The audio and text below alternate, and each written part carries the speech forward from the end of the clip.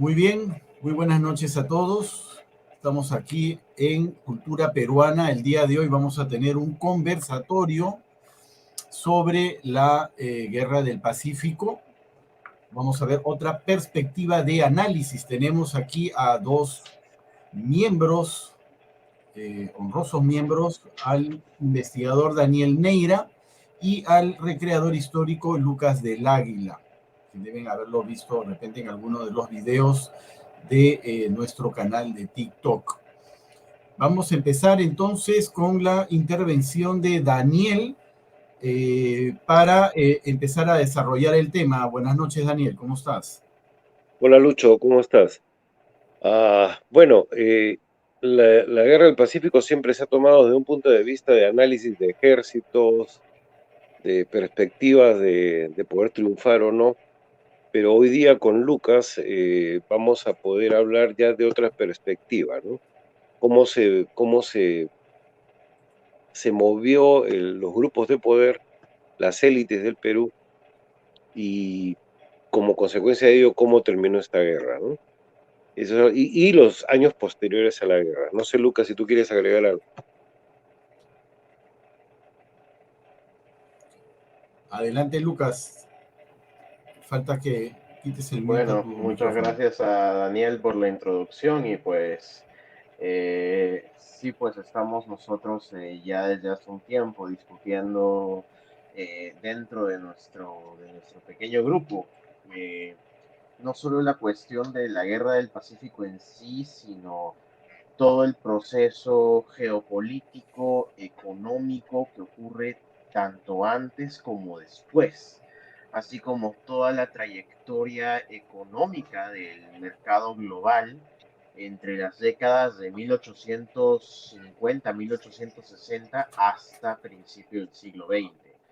Que bueno, es una perspectiva que, como discutíamos con Daniel hace poco, en realidad muy poca importancia se le ha dado en tanto, o sea, ni en Chile, ni en Bolivia, ni en el Perú, puesto que la guerra se ha convertido más en un símbolo nacional para los tres países y por ende parece ser que se nos ha cerrado un poco la visión con respecto a todo el desarrollo de esta etapa, pues, ¿no?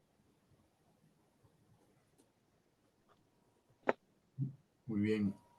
Adelante, Daniel, te escuchamos. Bueno, lo básico en esto es de que la guerra del Pacífico, conforme se plantea en la historiografía peruana y en la historiografía de los tres países en conflicto, poco ha abarcado el ver la parte, como bien dice Lucas, de lo geopolítico y de lo económico, y también de los grupos o élites de poder que había en ese momento, ¿no? Yo soy un convencido de que no había clase dirigente en Perú, sino una clase dominante. Y eso es algo que de repente muchos analistas pueden coincidir y yo me nutro de ellos, ¿no? Entonces, esta clase dominante no es que fue incapaz, desde mi punto de vista, de poder enfrentar una guerra, sino por el contrario, habían intereses ya creados con el objeto de que esa guerra fuese el inicio, perdiendo la guerra, el inicio de una transformación comercial hacia afuera, por una serie de factores que podemos ir analizándolo y en el trabajo exhaustivo que vamos a presentar y vamos a publicar ya se va a poder ver. Esto es algo para que podamos ampliar el punto, ¿no? Básicamente, el puerto natural del Pacífico en el siglo XIX era Arica, ¿ok? Para todos los grupos, para todos los países del sur. Había que tener supremacía en Arica. Ya lo había dicho don Diego Portales cuando refunda la República Chilena, que era la conquista del Pacífico Sur.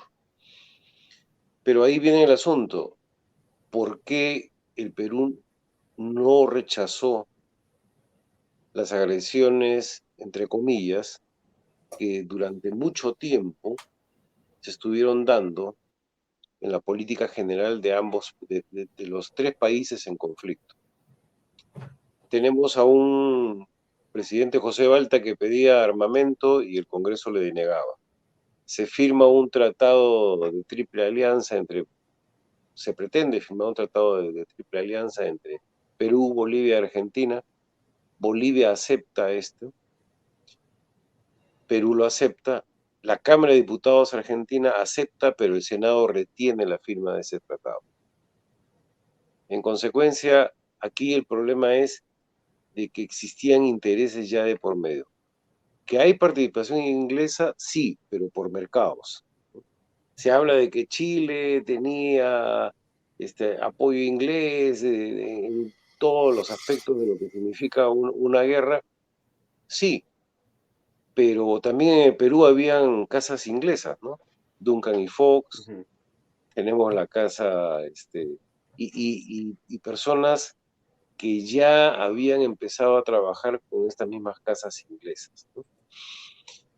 Entonces, lo básico en esto es hacer ese análisis, y en el análisis podemos ver, yo ahí te di unas diapositivas, Lucho. Por ejemplo, la familia Montero de Perú tenía inversiones en el ferrocarril de Tarapacá.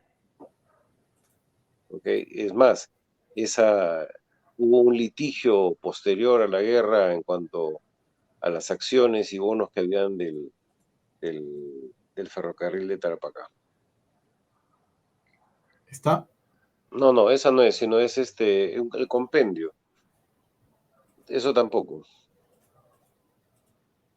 Te la pasaste. Está. Ahí la tenemos. Ahí la tenemos. La familia Montero Hermanos, era la dueña del ferrocarril de Tarapacá. ¿Ok? No vamos a entrar al análisis básico del documento, pero sí podemos percibir de que sí tenían inversión ahí, en primer lugar. El mismo Mario Ignacio Prado también tenía inversiones en las salitreras, que dicho sea de paso, el salitre ya no era la riqueza de esos territorios, y que Lucas muy bien va a poder explicar por qué más adelante. Y además de eso tenemos un factor muy importante, ¿no? En Bolivia, el presidente Vallivian también fue bloqueado, así como fue bloqueado el presidente José Valta en la compra de armamento. Y de un momento fatídico para Bolivia, este presidente fallece. Nadie se preocupó en resguardar fronteras ni litorales, ¿no? Ahora, tenemos también algo muy importante, que él es el presidente Vallivian, ¿no? Prematuramente muerto, presidente visionario de Bolivia, ¿no?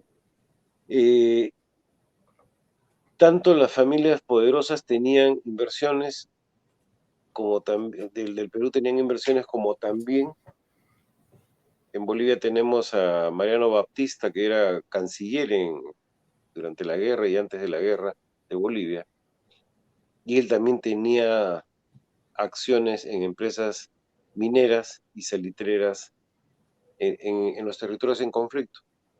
En consecuencia, aquí hay un problema serio, ¿no? Que podemos verlo de intereses enfrentados a las necesidades o al requerimiento de los países. En consecuencia, yo creo de que esta guerra ya fue planificada y fue terminada en un momento en el que se dice: señores, nos vamos a la guerra, vamos a hacer, mi opinión, ¿no? Vamos a tratar de enfrentar al enemigo, pero aparte de la batalla de Tarapacá, que la gana el ejército peruano y retrocede, la defensa de Arica, que dicho sea de paso, es solamente para salvar el honor nacional, ¿no? No hay otro enfrentamiento considerable hasta la defensa de Lima, en donde también participan 2 o 3 reductos y el resto no participa. ¿Dónde viene el problema del análisis? Cuando vemos qué tipo de comercio se hace después de la guerra. El salitre ya estaba perdiendo su hegemonía en el mundo. Y es más, Inglaterra le compraba más salitre a la India que a Perú, ¿ok? Y empieza a establecerse otro tipo de comercio, ¿ok? Con Inglaterra, aún en guerra, ¿ok? Entonces ahí vemos cómo se va creando esto.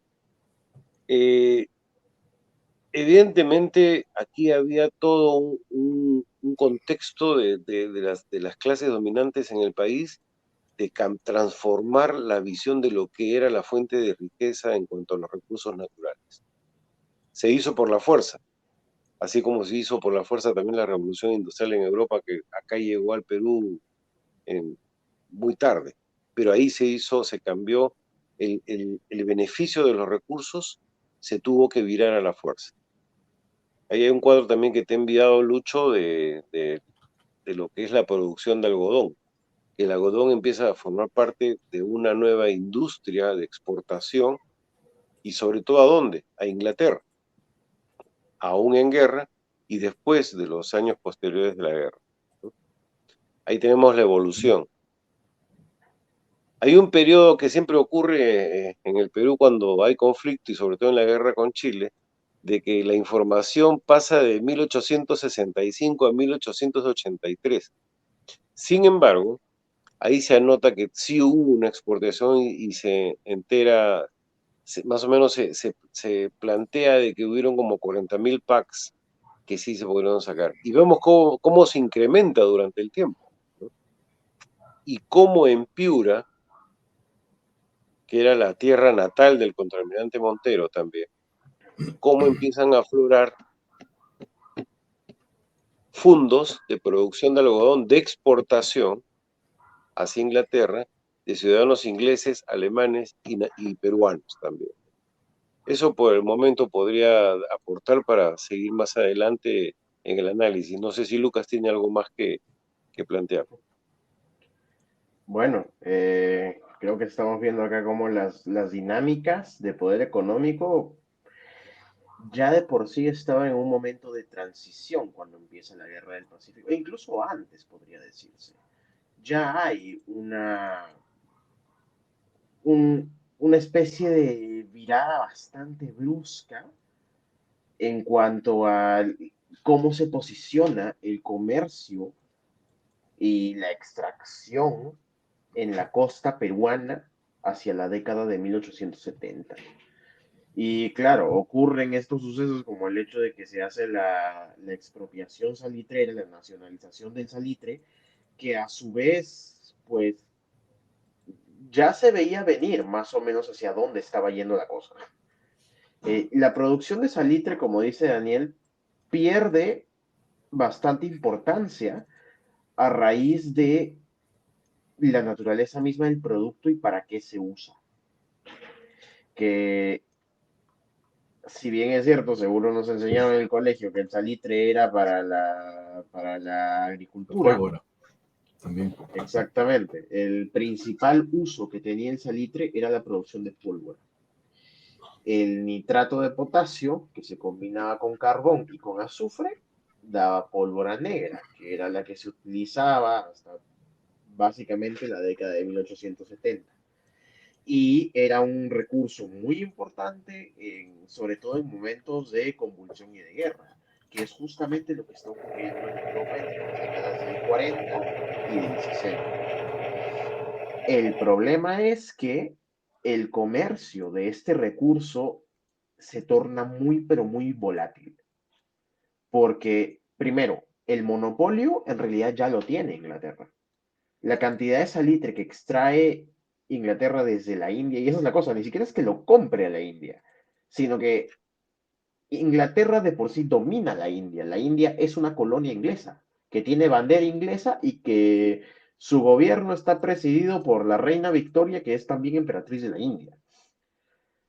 Entonces el salitre se torna un recurso muy codiciado por otras potencias entre la década del 40 y el 50, especialmente Francia, Estados Unidos y Alemania, justamente porque su afán es competir con Inglaterra en cuanto a temas armamentísticos y no pueden hacerlo sin tener una producción de pólvora local, cosa que muchos de estos países no tienen. En plena guerra civil norteamericana, los Estados Unidos siguen comprando salitre a la India por medio de las casas comerciales británicas que extraían salitre en la India directamente. Pero esto les genera un grave problema y es que son dependientes de un salitre externo, extranjero, de la que fue su antigua potencia colonial y que para colmo implica el pagarle todos los derechos de exportación o de importación o tarifas necesarias al gobierno inglés. Lo que sabemos que Estados Unidos no quiere hacer. Y el gobierno norteamericano está metido detrás del comercio tanto guanero como salitrero desde mucho antes. O sea, no podemos olvidar que la Casa Grace sigue siendo la principal casa comercial en el Perú durante la Guerra del Pacífico. El armamento que llega al Perú para la guerra misma proviene a través de la Casa Grace. Y de hecho, la Casa Grace mantiene una cierta hegemonía en el comercio del Pacífico, no solo con el Estado peruano, también con otras repúblicas de Centroamérica y del Caribe. El problema llegó cuando esto implicó un cambio en cuanto a cómo funcionaba toda la dinámica comercial y mercantil del Pacífico a raíz de todo lo que empezó a suceder entre las décadas del 60 y el 70. Específicamente, la Guerra de Secesión y la intromisión de las potencias extranjeras europeas en América. Es este punto de auge en el que empieza a circular esta idea de, de la doctrina Monroe, pues. América para los americanos, que no es otra cosa que decir América para los Estados Unidos. Y no por nada es en esa misma época que Estados Unidos se compra Alaska, prácticamente de facto se anexa a Japón, o al menos lo intenta cuando Matthew Perry llega a las costas de Edo, y pues el gobierno norteamericano está metido por los intereses comerciales que tiene, tanto en el gobierno de Balta, porque recordemos que Balta tiene una política interna de construcción de ferrocarriles para las cuales el gobierno norteamericano está directamente entrometido. De hecho, uno de los principales accionistas de las empresas ferrocarrileras del sur peruano, era también ministro de Estado en Estados Unidos, el famoso James Blaine, ministro del presidente Garfield, el que quiso intervenir a favor del Perú en 1881. Por eso entonces creo que tendremos que considerar cómo todo este enmarañado conflicto comercial que está ocurriendo durante la década de 1870 es en cierto modo pues el escenario en macro en el que la guerra del Pacífico está ocurriendo. Ahora, mencionábamos también la supuesta intromisión inglesa en la guerra. Ese es un punto que yo siempre trato de poner a discusión porque es algo que mucha gente repite, pero poca gente analiza.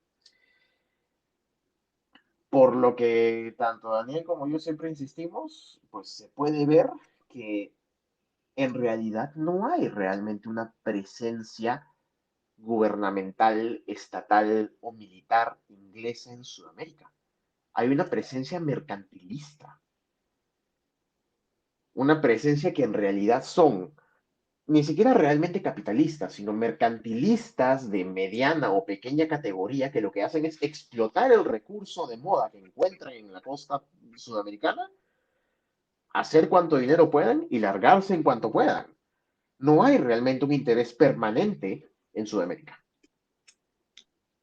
Sí lo hay, sin embargo, en el caso norteamericano. Y coincidencia que el mismo James Blaine fue el primero en acusar de intromisión inglesa en la guerra, lo que más bien se relaciona con cómo se viene desarrollando toda esta doctrina Monroe y expansionismo americano en cuanto a tratar de crear una hegemonía comercial y económica norteamericana en todo el continente americano, que realmente una presencia inglesa en el continente americano. Otro tema que estábamos viendo con Daniel, por ejemplo, es como muchos de los supuestos grandes capitalistas ingleses que llegan a las costas peruanas y chilenas y bolivianas, en realidad son don nadies. Porque claro, los verdaderos capitalistas ingleses no están en América, están en Asia, están en Sudáfrica, en el Oriente, que es en realidad por lo que todos los imperios están compitiendo en ese momento. Y todo este giro que está dando el mundo, yo creo que en cierto modo pone un panorama que a las clases dominantes peruanas les es, por un lado, atractivo por las oportunidades que puede presentar, por el otro, creo yo, les generaba temor por lo que implicaba para sus fortunas. O no sé qué piensas tú, Daniel. Yo estoy de acuerdo contigo, ¿no? Ahí hay una cuestión importante. Lo que ocurre es de que para las élites peruanas, el problema era de que les iban a cambiar también los modos de producción, ¿no? Tenían que industrializar. Ese es el problema. Había que invertir más, ¿no? Habían familias como la familia Montero, como otra, la familia Montero y otras familias del norte que empiezan a ver ya con otros ojos la producción, ¿no? Entonces tenían que tecnificarse. Dicho sea de paso, lo que tenemos que ver es de que hay existe otro tesoro que ya se avisoraba en esas épocas. Ya se sabía que en el sur del Perú había cobre y estábamos Cuajone, Toquepala, ¿no? Ya habían los estudios. Y es por esa época, en la década del 70, como bien dice Lucas, como bien dices tú, Lucas, en que también la luz eléctrica empieza a aparecer. Entonces, ahí es donde ya hay otro tipo de inversiones, ¿ok? Y es por eso que cuando a mí me dicen, sí, pero Arequipa no peleó, bueno, vamos por partes y cucharadas. Arequipa dio su cuota en el sur. La gente más preparada de Arequipa estuvo en el sur peleando, ¿no? Pero cuando ya entras a la ciudad, evidentemente ya juegan otros intereses. Eh, ya hay inversionistas que están viendo con buenos ojos la explotación minera para el nuevo mercado que se abre de la luz eléctrica, por un lado, ¿no? El algodón en Ica, por ejemplo, ¿no? La hacienda Caucato y todas las haciendas que habían también se empezaron a producir ya en gran cantidad de algodón para la pólvora blanca.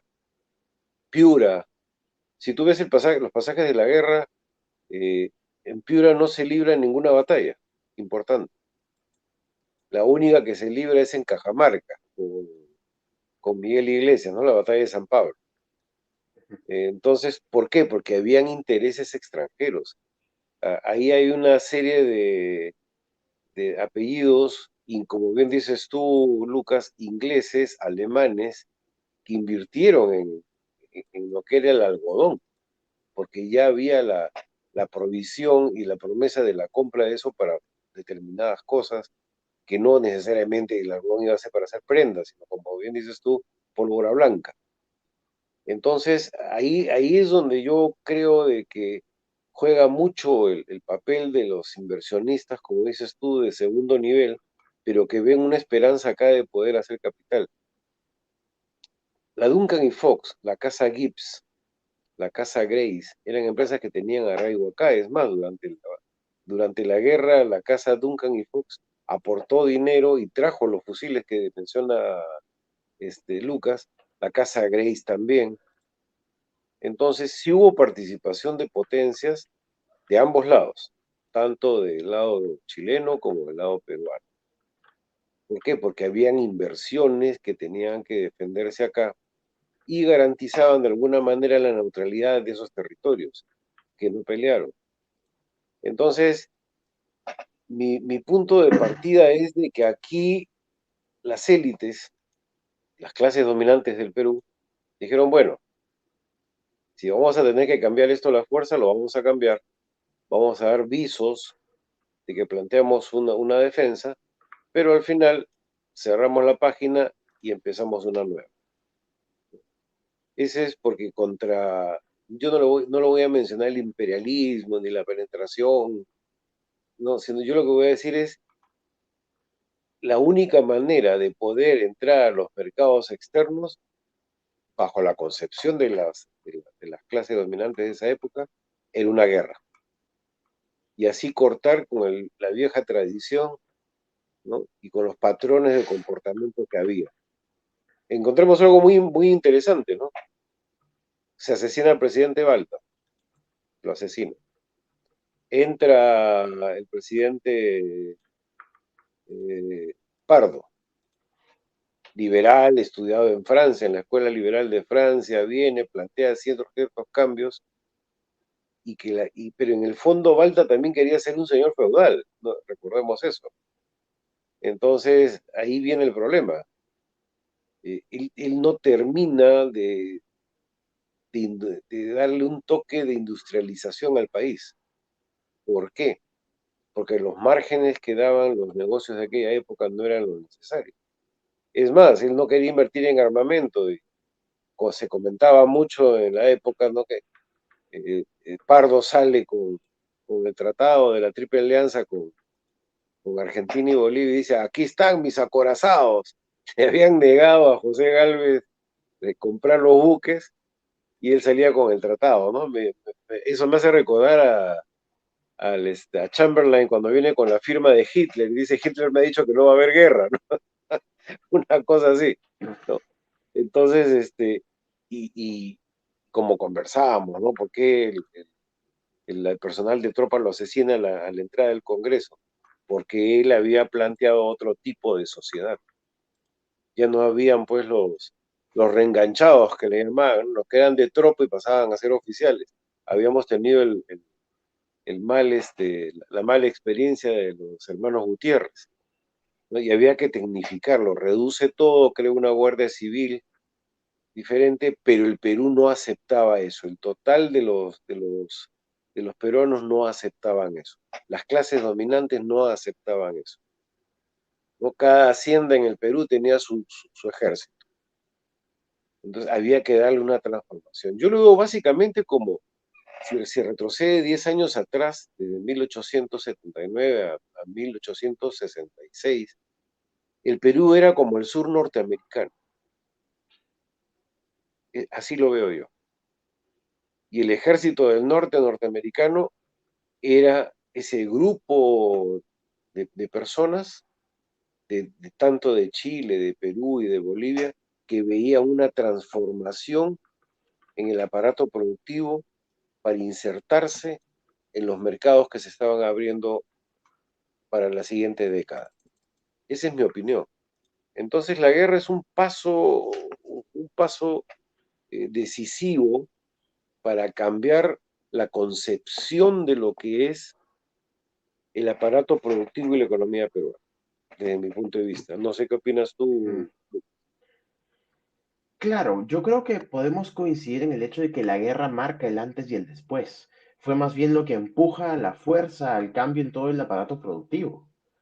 Quizá más bien la discusión que yo no sé si podría dar una respuesta, quizá la pregunta más bien es, o sea, si la guerra fue más bien lo que empujó al oportunismo de esta clase dominante a tratar de enmarcarse en el nuevo mercado global que se está formando, o al revés, fue la clase dominante la que tratando de enmarcarse en este nuevo mercado global que se está formando la que ocasiona la guerra.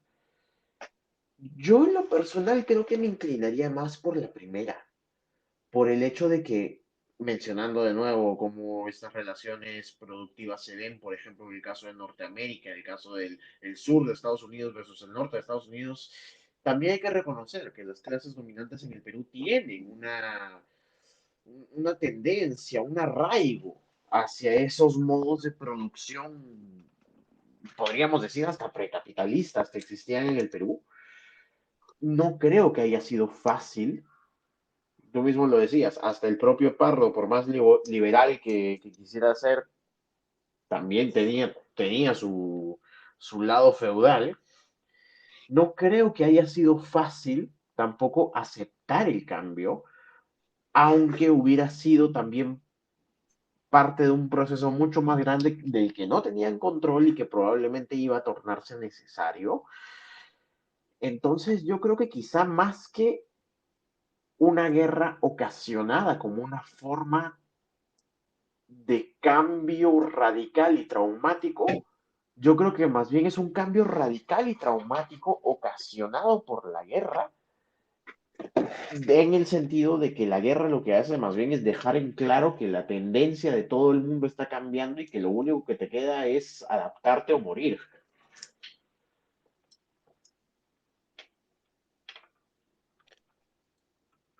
Yo coincido contigo, pero evidentemente hay una cuestión muy importante, Lucas, ahí. ¿Quiénes eran los directores del país? Ahí está el punto.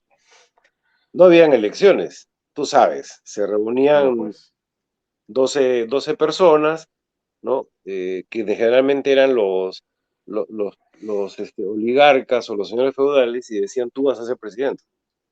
¿No? Ahí hay un crack. A partir de la guerra hay un crack. Termina la guerra y se repiensa el Perú. ¿Ok?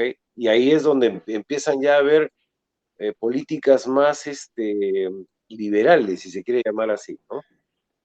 Entonces, hay un dicho que se decía mucho en aquella época, ¿no? Cuando un hacendado sentía balazos, decía, ¿quién está matando a mis cholos? Y salía con arma en ristre a ver quién mataba a sus cholos. Y estamos hablando del siglo XIX, ¿no? El siglo XIX era así. El dueño de una hacienda, pues, era el tipo con más armamento, tenía personal armado y todo lo demás, ¿no? En consecuencia, yo creo que marca, como dices tú, antes de la guerra y después de la guerra. Después de la guerra tenemos un Perú que ya se inserta en mercados globales y que empieza a adecuarse a las necesidades de los mercados globales, ¿no? Y empieza a abrirse al mundo. Geopolíticamente, por ejemplo, que capture Arica, Chile, implicaba que ya Bolivia, para tener un mercado interno dependiente, no podía salir al mar. Ahí ya tenían una traba y necesariamente tenían que salir o por el Río de la Plata o por un puerto chileno que era Arica. Y ahí se asegura las rentas el Estado chileno. Podríamos hablar que en el Perú también se hizo un trabajo con los ferrocarriles que tú mencionaste bien, con Henry Meiggs, y que el mismo Henry Meiggs, vamos a darle la imagen de lo que era el Perú en aquella época.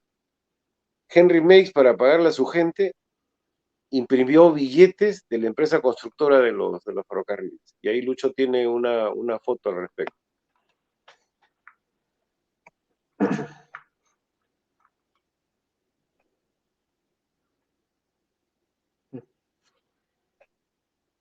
Entonces, no existía, pues, no existía la noción de lo que era, básicamente, una economía centralizada, organizada, un sistema político representativo. Al decir representativo, estoy hablando de toda la población, y ahí tenemos un problema, ¿no? Daniel, Lo ¿es que esto? marca, no, esa no es. Ese es, por ejemplo, la producción de algodón en Piura, cómo crece después de la guerra. Cuando antes ahí sembraban, pues, camote, papas, ¿no? Y todos los propietarios de ahí eran la mayoría europeos, ¿ah? Daniel Lucas, una pregunta. ¿Hay cifras de, de una progresión de cómo estuvo el PBI de los países involucrados en la guerra? Entre un antes y un después. Bueno, de hecho, debo decir que justo por unas preguntas que me hacía hace poco Daniel, yo estuve leyendo un poco los informes, más que nada de la explotación salitrera. Debido a que, bueno, es el producto, el- la materia prima sobre la cual se da la guerra en primer lugar, pero bueno. eh, la evolución de la producción salitrera hacia 1850 ya era relativamente precaria, ya tenía momentos de auge y caída. De hecho, el salitre en sí, como mencionaba en un inicio, era un producto muy volátil y cuyo valor estaba muy determinado por la disponibilidad que tenían los ingleses de vender salitre hindú. Si el comercio en la India, ya sea porque era un buen año o porque no había ninguna guerra en particular que requiriera un estanco de salitre en la India, eso significaba que había más salitre en el mercado y por lo tanto el precio bajaba. Y por lo tanto las potencias competidoras que estaban metidas en todo el problema del salitre, como Francia y Prusia,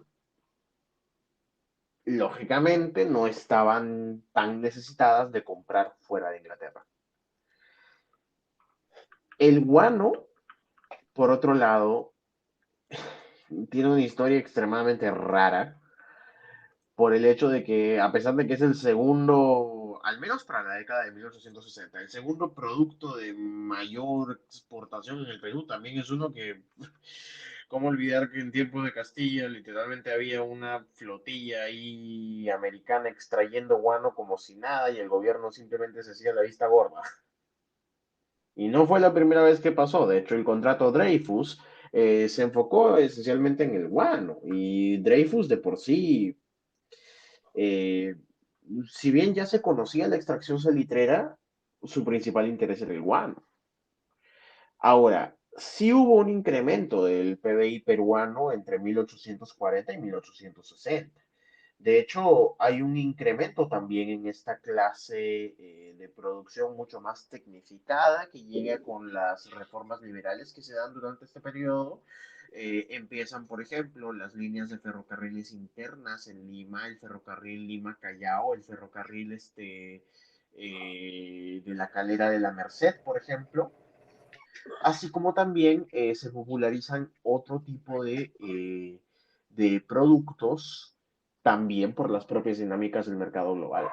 Uno de ellos es el azúcar.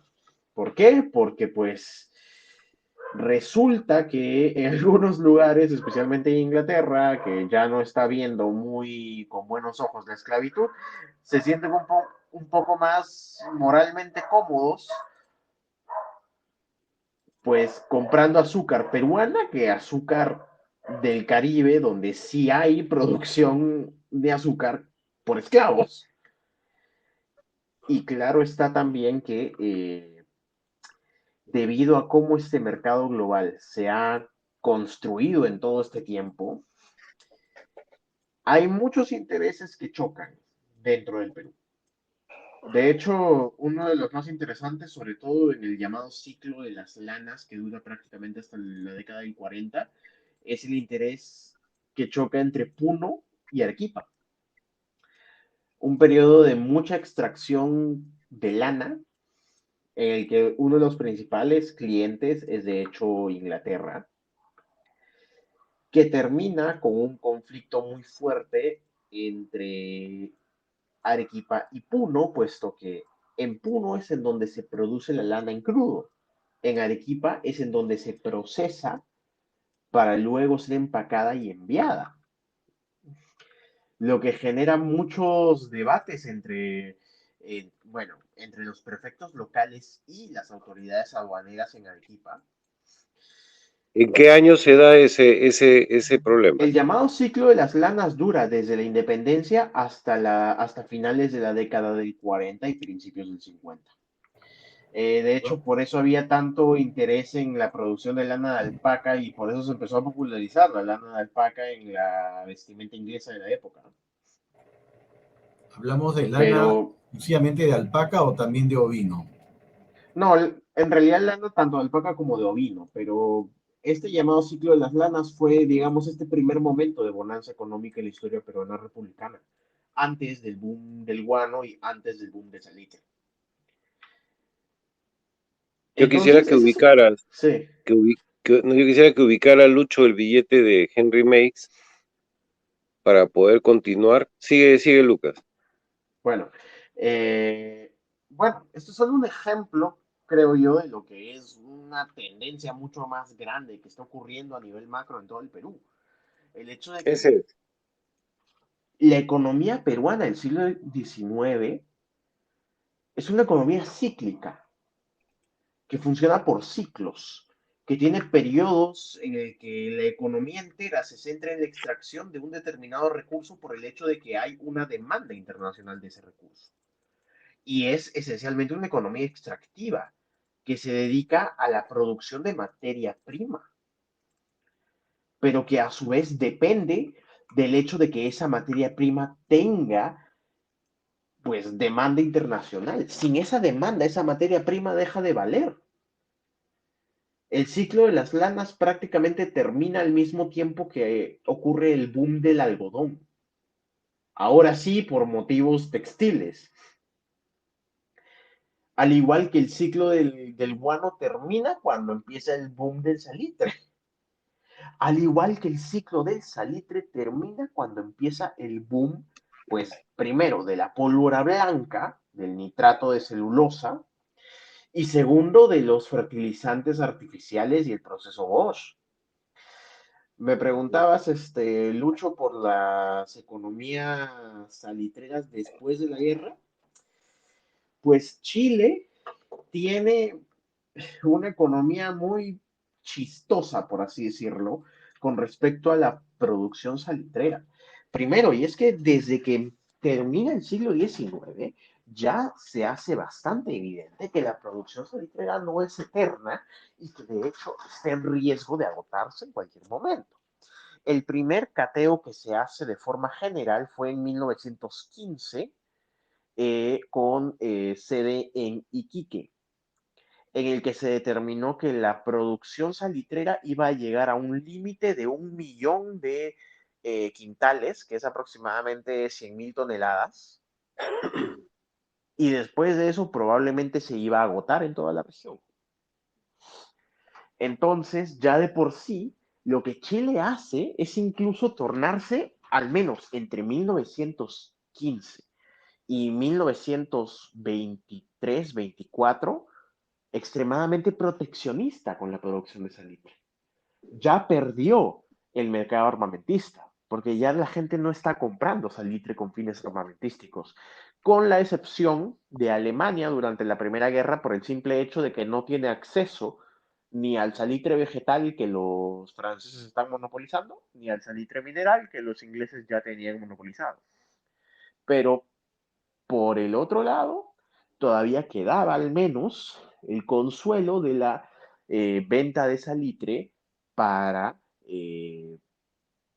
pues abonar el suelo para la producción agrícola. En 1909 se desarrolla el proceso Bosch, que es básicamente una forma de extracción de amonia que se utiliza para crear los fertilizantes artificiales. Este es el segundo golpe al salitre, porque ahora ya no solamente ha perdido el monopolio que tenía este producto como base para la producción armamentística, sino ahora también el monopolio que tenía como base para la producción agrícola. Entonces, ¿qué queda? Lo irónico es que Chile básicamente agota su salitre. O sea, entre 1925 y 1935 prácticamente matan la producción salitrera al sobreexplotar y sobreexportar prácticamente todo lo que les queda, al punto que la explotación salitrera para la década de 1930 desaparece. Ya no queda prácticamente nada. Hoy en día solo queda un campo salitrero en Chile que aún opera y solo extrae de forma artesanal para fines artesanales. Lo que es gracioso, porque si comparamos con la India, el campo salitrero de Patna en Hindustán sigue siendo el campo salitrero más grande del mundo y todavía exporta en cantidades industriales. Lo gracioso, sin embargo, es que ya se veía venir este giro en la economía salitrera del siglo XX.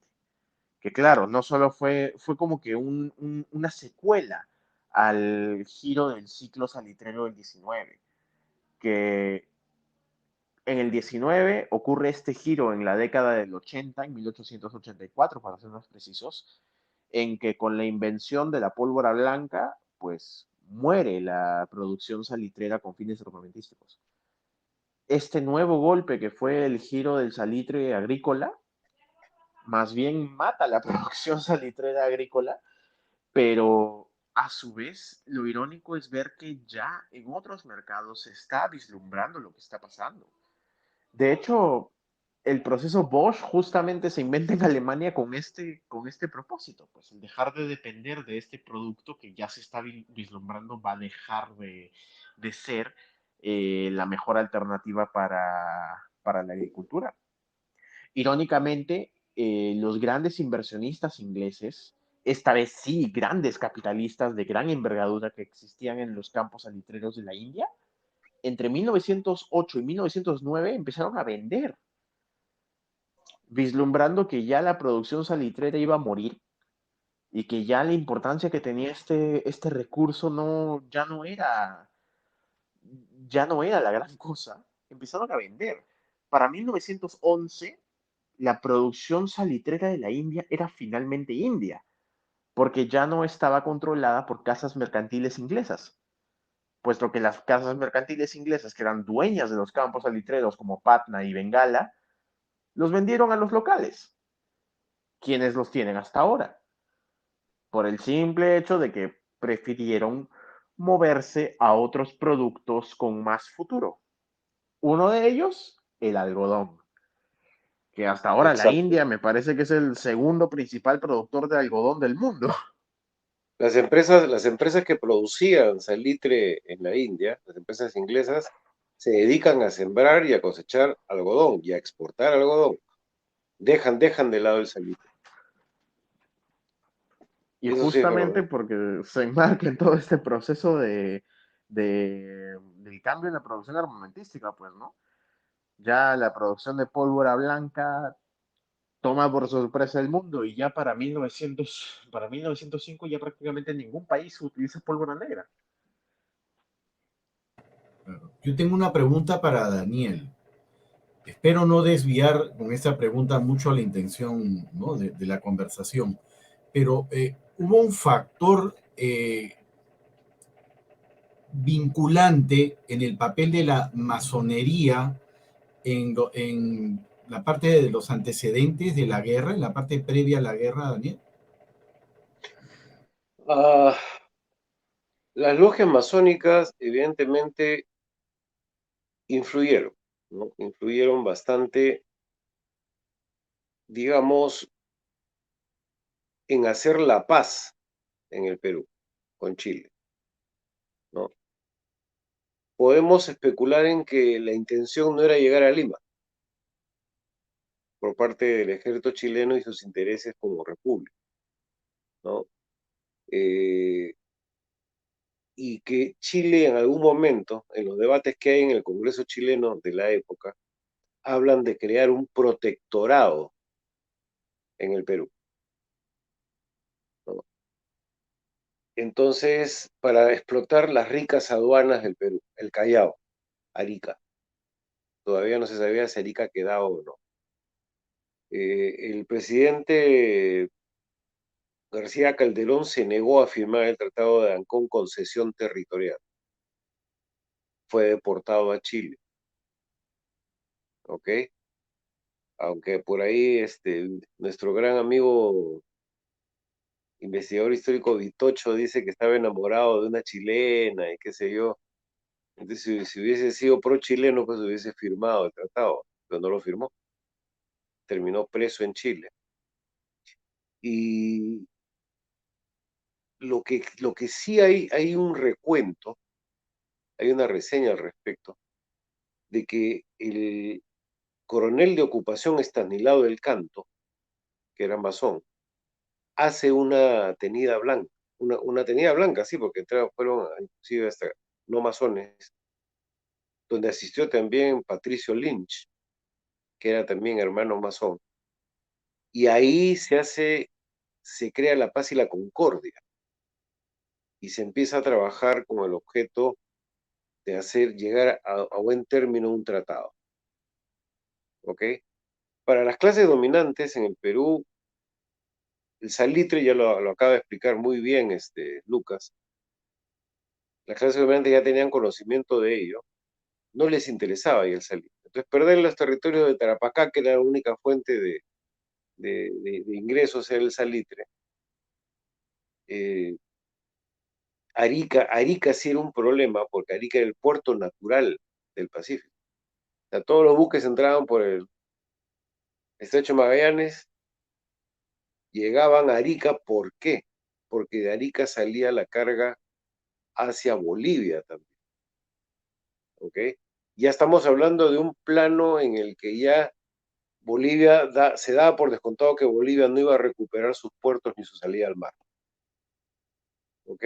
Entonces, Arica iba a ser el principal puerto del Pacífico para llegar tanto a Bolivia como al sur del Perú. ¿De acuerdo? Entonces, ahí es donde los masones entran a tallar. Una logia alemana es la que convoca a esa tenida.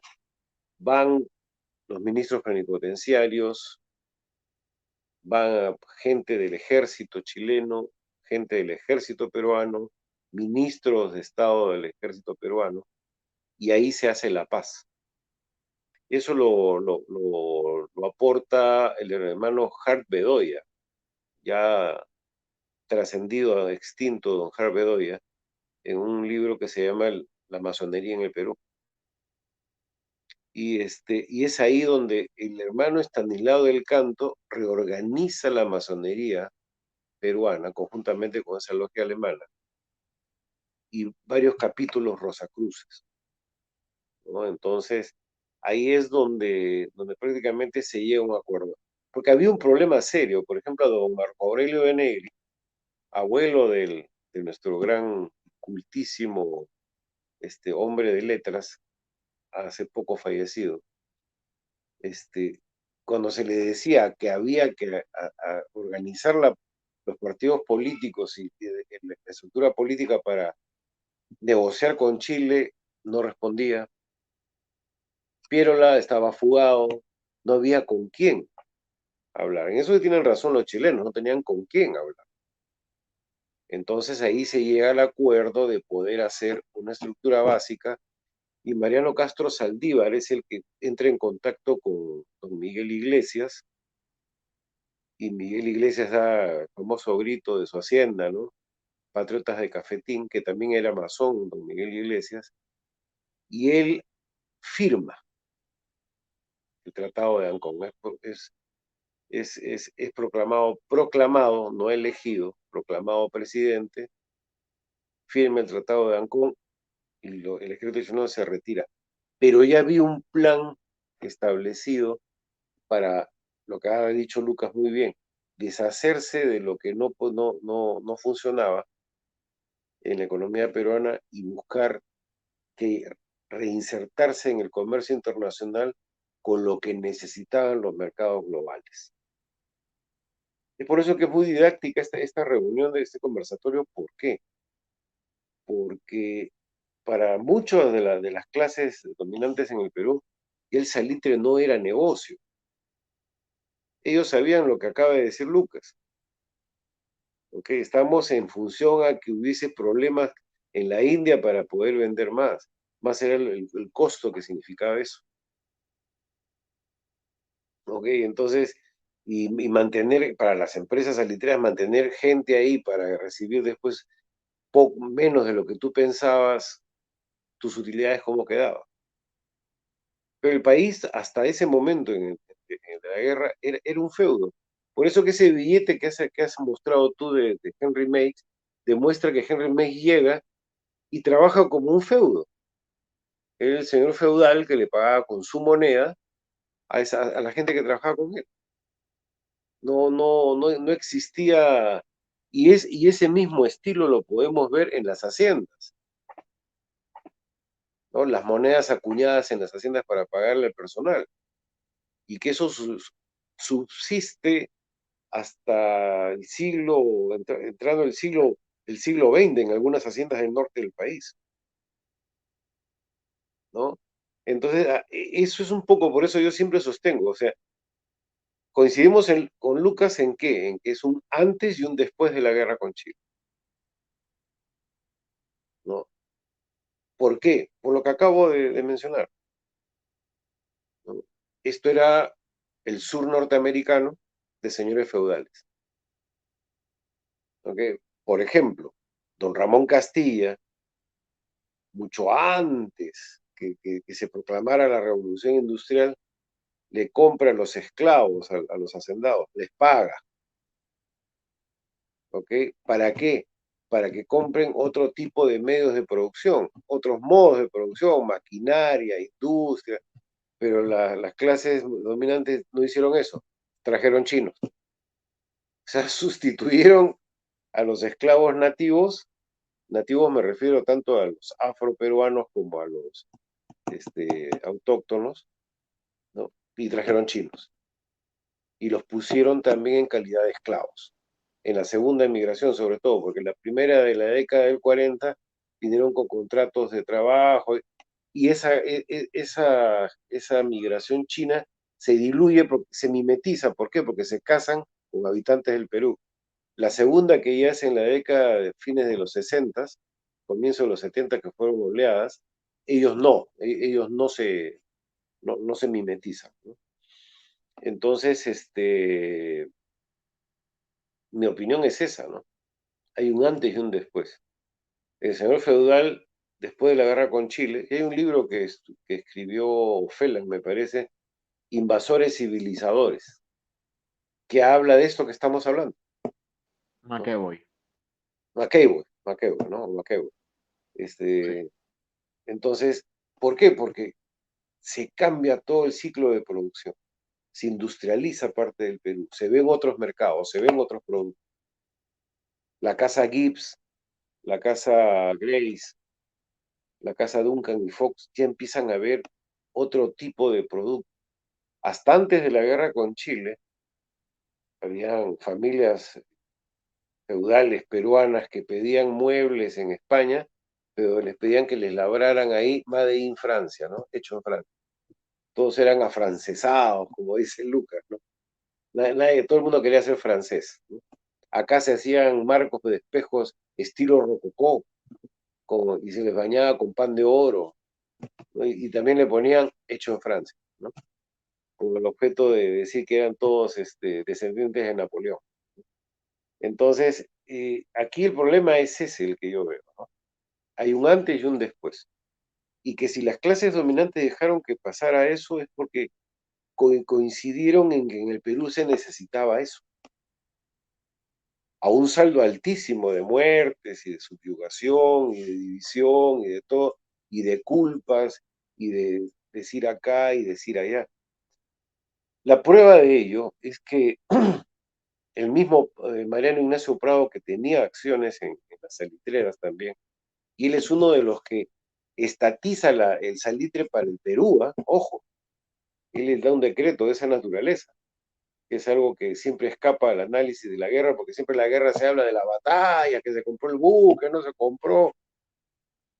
Prado se da cuenta de que era una guerra estéril, y él era una pieza más del del ajedrez de las clases dominantes. Porque dicho sea de paso, don Mariano Ignacio Prado no era hacendado, ¿ah? Por si acaso. Don Mariano Ignacio, la familia Prado no eran hacendados. Y él, a base de fuerte, en Huánuco habían alquilado unas tierras, ¿no? Y eran como decir los que explotaban las tierras, ¿no? Que las habían alquilado. Y ellos habían venido de Chile. Es más, Javier Prado había nacido en Chile, ¿no? El hermano de Mariano Ignacio. Entonces, yo sostengo eso. Hay un antes y un después, donde la clase dominante dice, bueno, ¿cómo hacemos el cambio? Hagámoslo de esta manera. Es un costo alto y le costó mucho al Perú, ¿no? Pero es lo que yo sostengo, ¿por qué? Porque no hay otra explicación a que a Balta se le niegue la compra de los buques, que a Pardo lo asesine, ¿no? Y que firmemos una triple alianza que en realidad terminó siendo una doble alianza, nada más solamente Bolivia, y que también en Bolivia ocurrió lo mismo, que tampoco se armaron. Entonces, pensar en una conspiración inglesa podría ser, ¿no? Pero que las clases dominantes de nuestros países sí conspiraron para hacer la transformación, yo creo que sí. No existe otra explicación, ¿no? A partir de ahí, en los mercados de productos como el algodón, y en este momento solamente hemos analizado el algodón, nada más falta analizar otros rubros, empiezan a insertarse en el mercado internacional, ¿ok? Ya empieza a cambiar el tema. Terminando la guerra, el año 1884, el ciudadano Helguera hace de la hacienda La Brea y Pariñas, hace lotes mineros para la explotación del petróleo. ¿Y quién es el primer contratista con el que él firma? La London Pacific Oil Company. Y empiezan a producir en los siguientes, empiezan a hacer las exploraciones. En esa época una exploración petrolífera también era costosa y de largo aliento, ¿no? Y empiezan a trabajar eso. Después ya, posteriormente, empezando el siglo XX, me parece es que ya trabajan con la Standard Oil, ¿no? Que es de Estados Unidos. Claro, ya ese es, pero con la London Oil Company. London Pacific Oil Company, ¿no? Entonces, ahí hay un crack en la economía. Hay un crack en la misma clase dominante, que hasta ese momento, en el momento de ese crack, 1884, terminada la guerra,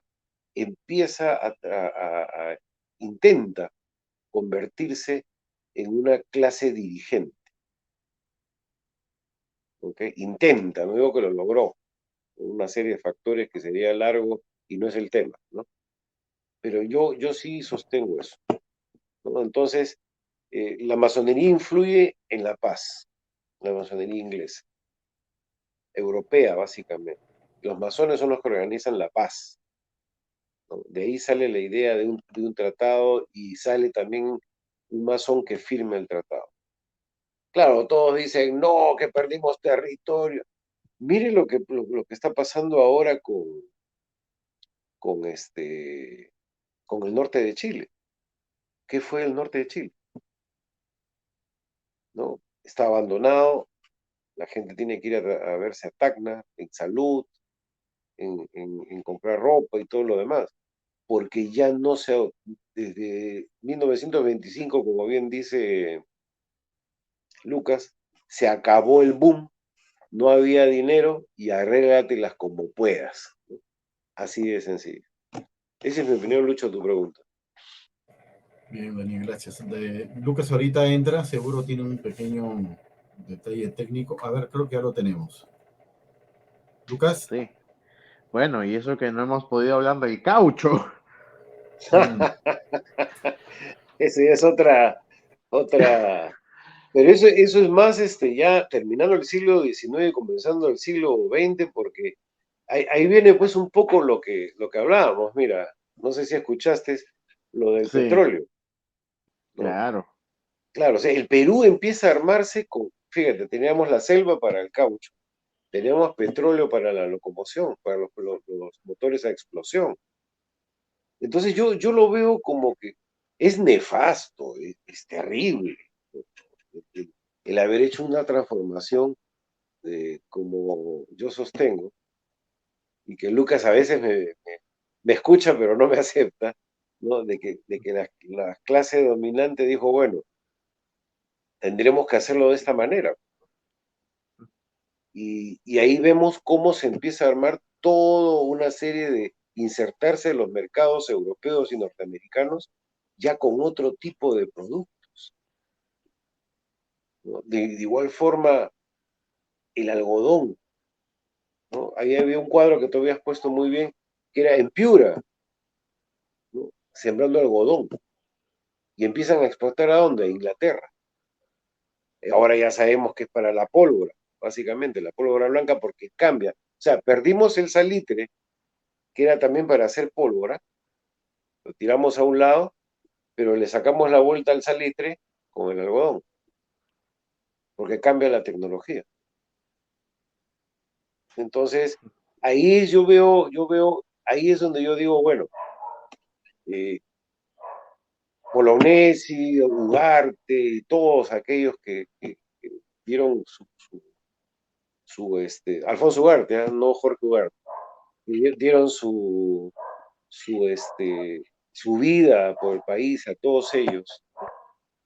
Yo diría que fueron utilizados en una guerra que para las clases dominantes, en concordancia con poderes extranjeros, tenían que hacer esa guerra para salir del ostracismo en el que estaba la República. Esa es la conclusión que yo llevo. Y a veces las decisiones de Estado son así. A mí no me va a dejar mentir Lucas, por ejemplo, en el caso de Augusto Bernardino Leguía, ¿no? Que escribió un libro, Yo tirano, yo ladrón, ¿no? Pero si Leguía no hacía eso empezando el siglo XX, ¿qué hubiese sido el Perú? ¿No? Leguía cierra las fronteras, dice, bueno, ya sabemos cuántos somos, hace el primer censo de extranjeros y de peruanos, empieza a hacer carreteras, empieza a hacer una cosa, empieza a hacer otra, trae maquinaria nueva, hace una feria internacional, la patria nueva. O sea, Claro. a veces las decisiones de Estado traen esas cosas, ¿no? Y yo creo que los poderosos en ese momento se dieron cuenta que lo único que podía pasar era eso. Nefasto, sangriento, pero a la luz de las estadísticas que tenemos, de la investigación que hemos avanzado con Lucas, por el momento, porque hay mucho más por investigar, yo sí creo de que dijeron, bueno, como hacendados que eran, como dueños del Perú que eran, dijeron, bueno, morirá un poco de gente, cerramos el capítulo y empezamos una patria nueva. Y esa industrialización, o pequeño cambio, no industrialización, sino el cambio que hubo para insertarse en los mercados globales, dura desde 1885, pasando por una serie de crisis políticas muy parecidas a las que pasamos ahora, ¿no? Hasta empezando el siglo XX, ya a partir de 1920, que ese periodo es donde se incuba una nueva patria. Ya hay automóviles, ¿no? Entonces ya ahí empezamos con el petróleo, que ya se había empezado a explotar desde fines del siglo XIX, las exploraciones y todo. Teníamos de caucho, que ahí, por ejemplo, Julio Araña era el más salvaje de los explotadores del caucho en el Perú, que inclusive hubo una película que se hizo, Fiscarraldo, ¿no? Y ya teníamos ya cómo insertarnos en el contexto internacional. Lo único que le quedó a Chile, que es Tacora, que a la hora que hacen la demarcación de Tacna, le roban a Tacna, ¿no? Robar no en el sentido de hurto, ¿no? Sino en el sentido de la demarcación, la parte de las azufreras, porque el azufre le da octanaje al combustible de mala calidad. y eso fue lo único que del norte de Chile empezó a exportar para darle octanaje al combustible. Pero eso es ya hasta solamente tuvieron 10 años de bonanza en eso. Del 10 hasta el 20 y tantos, porque también cambia la tecnología vertiginosamente en el siglo XX. Del prototipo de auto de explosión de principios de siglo, ya para la década del 20, Ford había hecho pues el Forte, ¿no? Ya era otra cosa. Ya la industria empieza a cambiar. La Primera Guerra Mundial también transforma todo. Entonces, yo creo que ese periodo, como bien dijo Lucas, es un periodo en el cual el mundo también se acomoda. Hay un acomodo de las fuerzas productivas, hay un acomodo de las fuerzas financieras. Y estamos desde 1884 hasta un periodo de 30 años, diría yo, en el cual el Perú se prepara para lanzarse nuevamente. Hay que recordar que a fines del siglo XIX hubo la gran feria en París, en Francia, de avances tecnológicos. Entonces ahí se va sacando más conclusiones de por qué es que nosotros, o la clase dominante, tomó esa decisión. Es doloroso, ¿no? O sea, si yo llego a esa conclusión, es doloroso, pues que digamos, bueno, no importa que mueran tantas personas, pero hagamos el cambio.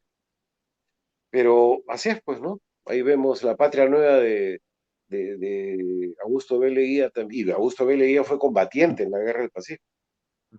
Él también dijo, bueno, acá hacemos esto, ¿no? Y conversábamos con Lucas, ¿no? Leticia, ¿qué cosa era en 1920?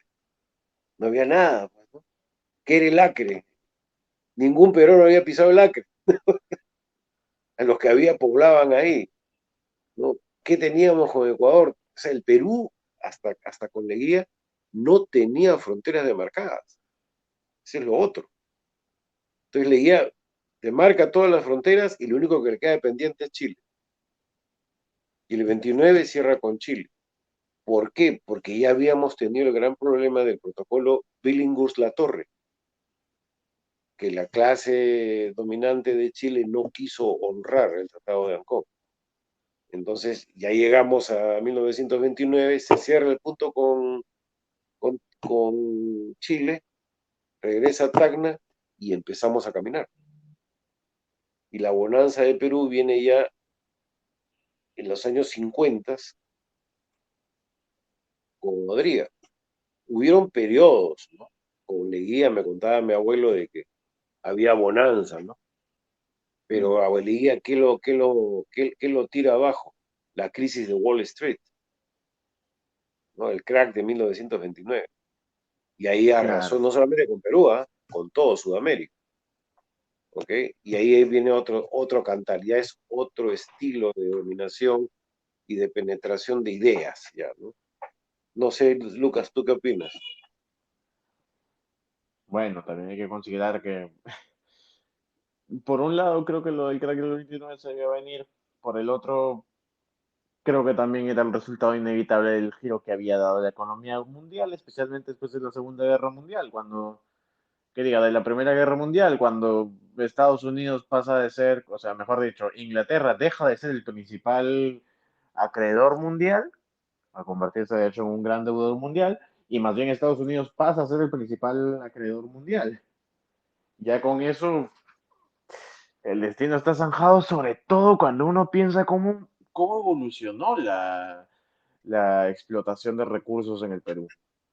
Porque ya para entre la década del 10 y el 20, uno de los principales inversionistas petroleros, por ejemplo, Rockefeller, el Standard Oil. El Standard Oil producía en Piura, Así es. pero al final es parte de un giro que en realidad se lleva de encuentro a medio mundo y arrastra a la otra mitad.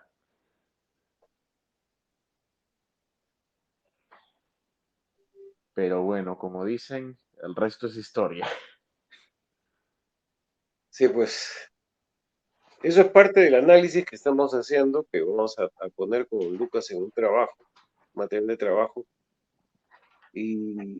pero estamos tocando una parte nomás de los aparatos, de las nuevas producciones y de los cambios que hubieron, ¿no? Para entender cómo se desenvolvieron las clases dominantes. Para algunos pueden ser unos héroes, para otros unos villanos. Pero para mí la guerra con Chile marca un antes y un después de la economía peruana, donde se sacude el país y empieza a tener otra perspectiva, ¿no? Ya los yacimientos de cobre, es lo que estamos viviendo ahora con el litio, igual, ¿no? Se habla del litio, el titanio, el uranio, sí, pero hay fuerzas que dicen no, pero eso pasó en 1880. Ese fue el principal. Los mercados requerían de otra cosa, de otro tipo de productos. Y eso lo sabían, porque los poderosos, los Pardos, los Aspíllaga y todos los que tenían hacienda se daban cuenta, viajaban a Europa y habían otras perspectivas. Ahora estamos hablando del campo tecnológico, ¿no? Entonces hay que avanzar en eso para insertarnos y colgarnos en algún nicho, para que no colapse la economía. Y eso fue lo que pasó. Para nadie por ejemplo, en la Guerra Civil Norteamericana, se comienza el proceso de industrialización del sur norteamericano. Eso tampoco lo cuentan las películas de Hollywood, pues, ¿no? Pone a Clark Gable, muy pintón, él, con las chicas y los bailes y todo, pero eso, la guerra tiene otro contexto. Acá en Perú, después de la batalla de Miraflores, ¿ok? Familias que vivían solamente de los alquileres de los balnearios del sur entraron en pobreza. Quienes habían heredado la bonanza del guano y del salitre en la década del 30 al 40, entraron en pobreza. Los que habían sido los aristócratas del virreinato y que pasaron como aristócratas durante la independencia, entraron en pobreza. Ahí hubo que abrir, es doloroso, pero ahí se abrió otra etapa. El Perú empezó a ver las cosas de otra manera. Ahí viene el asunto. Como bien anotaba Lucas, ¿qué pasó con Chile?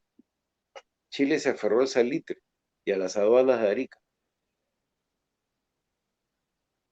que era lo necesario para que ingrese a Bolivia las mercaderías. Pero abren el canal de Panamá empezando el siglo XX. Adiós, pues, aduana, ingresos de aduana. Cae la producción de plata del yacimiento de Punta Camarón. Adiós la plata. Y por último, en 1925, muere el salitre. ¿A dónde vas? ¿Qué haces? El cobre, ¿no?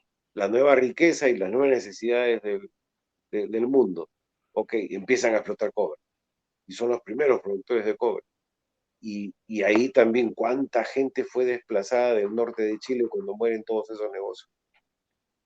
Cuánta gente fue desplazada en la guerra del Pacífico del sur del Perú, que iba a ser un problema para el Perú también, ¿ah? Si esos territorios, ponte que no hubiese habido guerra con Chile, una guerra del Pacífico, ¿qué hubiese pasado con los pobladores y la gente que iba a trabajar, que trabajaba en las salitreras?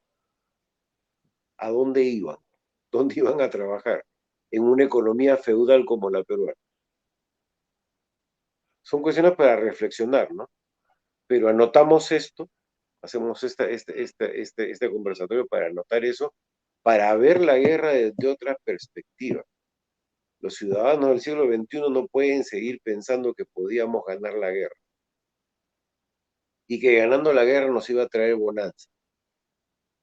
No se puede pensar así ya en el siglo XXI.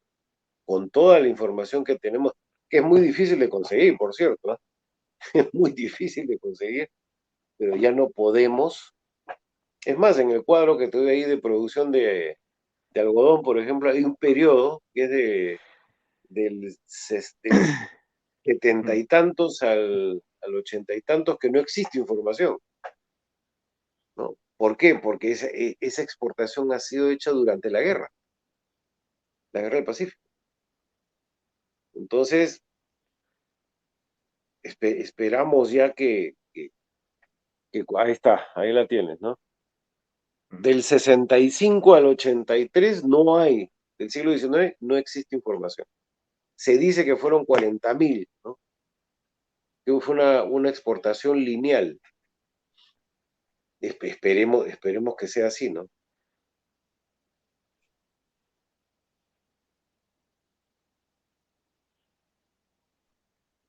Pero entonces, ahí yo sostengo eso, ¿no?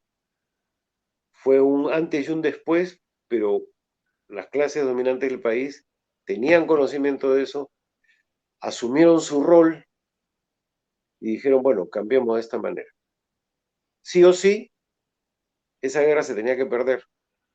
Estaba perdida desde que nos la declararon, porque no teníamos ni armamento, ni personal, ni tropa equipada, ni tropa entrenada, porque justamente Lucas me anotaba de que cuando Pardo empieza plantea tecnificar las Fuerzas Armadas, licencia a la gente, al personal activo, y empieza a crear una nueva perspectiva de nación, inclusive en las Fuerzas Armadas. Y ahí es donde nos cae la guerra, ¿ok? Sin Fuerzas Armadas preparadas. Y eso lo heredó Mariano Ignacio Prado. Eso lo hizo Claro. Pardo. Entonces, esa es mi conclusión. Yo creo que a sabiendas la clase dominante aceptó esta situación para hacer un cambio en la República. No sé cuál es tu opinión, Lucas. Bueno, eso es lo que te comentaba, que no sabía cómo interpretarlo, si intencionalmente o oportunísticamente, pero de que se usó, de que se usó todo ese proceso, todo ese periodo entre el 79 y el 84 para realizar una transición, yo creo que evidentemente eso pasó. Por eso digo que quizá la pregunta es si fue oportunismo o fue premeditación, quizá eso requeriría de mucho más investigación, pero en principio que se aprovechó la circunstancia para toda la transición, pues evidentemente se aprovechó para toda la transición. Ahora, también yo me preguntaría, comparando con el caso chileno, pues en realidad si vemos cómo ocurre la transición en Chile, mencionaste, por ejemplo, el tema de la población en el norte. Por eso yo digo Claro, que en realidad la chilenización de Tacna y Arica y Tarapacá, en realidad es, en cierto modo, también un reflejo del mismo proyecto de la Patria Nueva de Leguía.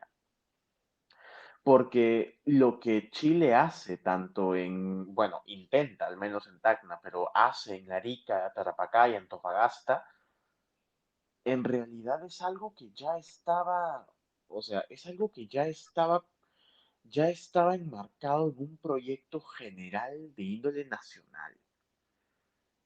La chilenización de Arica y Tarapacá en realidad es parte de un proyecto macro que abarca todo Chile. Y implica muchas cosas. Implica el hecho de que Chile construye sus Fuerzas Armadas desde cero. E irónicamente toma como los primeros voluntarios en sus filas a expatriados bolivianos y peruanos.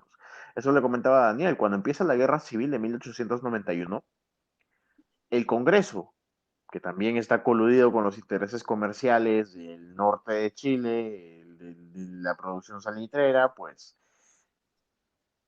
aprovecha para formar su nuevo ejército al tomar el control primero de toda la región salitrera, utilizar ese dinero para pagar la creación de un ejército y marchar sobre Santiago. El tradicional ejército de Chile desaparece en el 91. Es totalmente destruido. Primero, vencido en guerra en 1891, cuando termina la batalla de Concón y la batalla de Placilla en agosto. Pero después de eso, desmantelado. O sea, no solamente el ejército balmacedista, del presidente Balmaceda, que es destruido en Placilla, sino que una vez terminada la guerra, Balmaceda huye a la embajada de Argentina, donde se suicida. Después, el ejército congresista que se forma en Arica, en Tarapacá y en Tacna marcha hacia el sur, marchas hacia Santiago, saquea la ciudad, ocurre una total masacre ese día, pero como resultado, el ejército que quedaba, lo que queda del tradicional ejército de Chile, del mismo ejército que peleó la Guerra del Pacífico, es desmantelado. Se licencia a todo el ejército. Los regimientos tradicionales de Chile son totalmente desmantelados. Desde el Esmeralda séptimo de línea, que es desmantelado, hasta el primero de línea, Buin también es desmantelado. De hecho, con el decreto que sale en noviembre del 91, prácticamente nace el ejército de Chile actual. Y lo que se hace es tomar a los regimientos congresistas, los que se formaron en el norte y que marcharon hacia Santiago, para que se conviertan en el nuevo ejército oficial de Chile. Irónicamente lleno de peruanos y bolivianos también. El actual, de todos los regimientos históricos que hoy existen en Chile, ninguno tiene origen antes del 91. El actual primero de línea Buin en Chile es en realidad el regimiento primero Constitución, que se forma en Tarapacá y con gente proveniente de Iquique. El séptimo de línea que hoy existe se formó en Iquique. El Cazadores de Yungay que hoy existe, de nuevo, apareció de la caballería congresista que se forma en Antofagasta.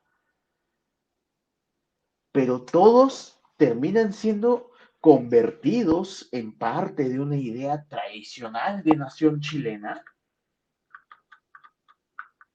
como parte de un proyecto nacional similar a lo que está haciendo Leguía en la Patria Nueva, con la diferencia muy particular que lo están haciendo desde un enfoque un poco más militarista que Leguía, pero con el mismo afán. Esa chilenización de Tacna y Arica, al menos intento en cuanto a Tacna, no fue solamente para chilenizar el territorio conquistado, sino para chilenizar a Chile. La nación chilena que hoy conocemos nace de la Guerra del Pacífico y nace de ese mismo proyecto político, con ese mismo afán. Y claro, va a ser muy difícil de aceptar para la gran mayoría de chilenos, porque ha sido un proyecto muy, muy complicado. De hecho, tardaron más de una década después del fin de la guerra del 91 para finalmente reconocer a los veteranos chilenos. ¿Y por qué hay tantos juicios en los que veteranos chilenos de la guerra del Pacífico exigen reconocimiento justamente entre las décadas de 1890 y 1900? ¿Por qué recién en 1896 se empieza a reconocer las organizaciones de veteranos? Por un proyecto de reconciliación nacional. Termina la guerra civil del 91, todo el ejército de línea chileno, todo el ejército tradicional histórico de Chile que ha sido desmantelado, ahora tiene que ser prácticamente reinventado. Y lógicamente eso implica también un proyecto de reconciliación nacional para poder pues mantener este espíritu de unidad nacional que el gobierno chileno está tratando de imponer.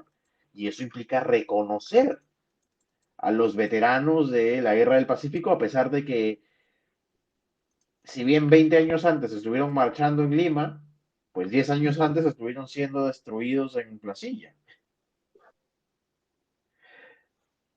Quizá también es tan irónico el hecho de que es un destino muy similar al que le deparó al ejército peruano en 1894, cuando ocurre la guerra entre Cáceres y Piérola. Pero bueno, es, creo, el típico episodio de la historia, no solo latinoamericana, sino de la historia mundial en que se da la creación del Estado-Nación, y más aún cómo es que se tiene que jugar con estos episodios de la memoria histórica para tratar de inventar un sentido de Estado-Nación que sea compatible con el proyecto que la clase dominante está imponiendo. Así como Chile tuvo este proyecto de chilenización, que no solo fue para los territorios conquistados, sino fue para Chile entero, pues lo mismo ocurrió con el Perú. Lo mismo sucedió con la Patria Nueva.